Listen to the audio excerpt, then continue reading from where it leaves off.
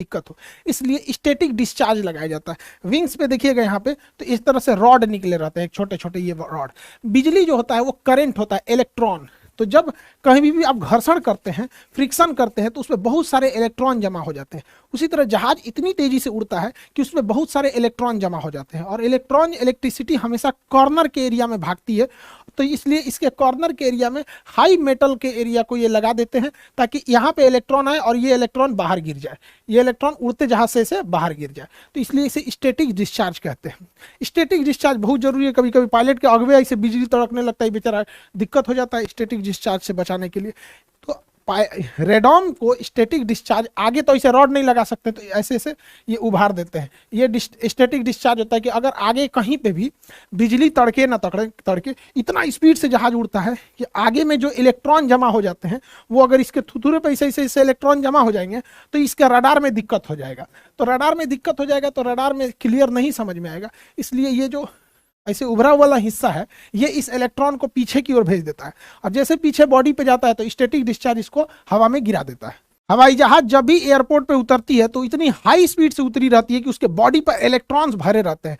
Current को ही electron कहते हैं। इलेक्ट्रॉन से बना है इलेक्ट्रिसिटी। तो electricity is nothing more but is the collection of electrons. तो जहाज इतनी तेजी से रगड़ खाते हुए जब रनवे पे आता है तो उसके बॉडी पर पूरे इलेक्ट्रॉन जमा होते हैं, इसलिए अगर हम छुएंगे तो हमें भी इलेक्ट्रिसिटी मार देगा। तो जरूरी है उस इलेक्ट्रॉन को हम जमीन में भेज दें, क्योंकि जमीन किसी भी इलेक्ट्रॉन को खींच लेती है। इसलिए जहां जहाज खड़ा होता है वहां पे एक तो पट्टी होती है, ग्राउंड पॉइंट बोला जाता है, स्टैटिक ग्राउंड पॉइंट। इसमें एक रॉड गया होता है अंदर यहाँ पे। तो जब भी जहाज आएगी तो उसमें एक तो मेटल रहेगा और उससे वायर से इसको जोड़ दिया जाता है। इसके ऊपर कवर लगाया रहता है ताकि इस तरवा को पकड़ने में कोई को करंट ना मारे। तो पहले इसमें ले जाता है, फंसाता है, और फिर इससे ले जाके जोड़ देता है। इससे जोड़ना बहुत जरूरी होता है। नहीं जोड़ेंगे अगर तो जैसे जहाज खुलेगा और कोई निकलेगा, कैसे हो हवाई सफर कैसा रहा, जहाजिया को छुएगा मारेगा, झनाक से उधिया जाएंगे, अगले दिन अखबार के फ्रंट पेपर पे आएंगे। स्टैटिक डिस्चार्ज के कारण आत्मा को शांति। पायलट के जो जहाज में वेदर रडार होता है उसका रेंज तो ज्यादा नहीं होता है, 30 से 40 किलोमीटर होता है। और कभी कभी ऐसा होता है ना कि पायलट को आगे का दिखता है कि थोड़ा सा बादल है, तो पायलट को लगता है इस बादल से तो पार ही कर जाएंगे, उसके आगे भयानक बादल रहता है।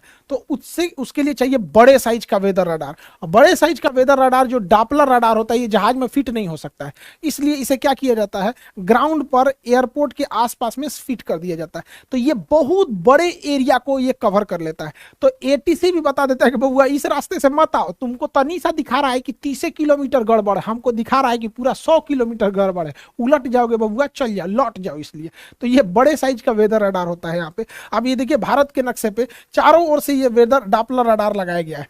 अब यहाँ पर कुछ ये जहां अब यहाँ देखेंगे तो चक्रवात ज्यादा आते हैं उड़ीसा साइड में, तो इधर ना डॉपलर रडार का एरिया ज्यादा सघन बनाया गया है जगह जगह पे, कहीं कहीं भी खाली नहीं है। अब हम हर जगह थोड़ी बता सकते हैं वहां मिलिट्री रडार लगाया गया। तो देश की सुरक्षा का भी मामला ध्यान में रखा जाता है। ऐसा थोड़ी होता कुछ बोल दो यहाँ से। तो जहाँ खाली जगह है वहां देश के दुश्मन लोग नहीं खुश होइएगा कि खाली जगह है, घुस जाएंगे इधर से।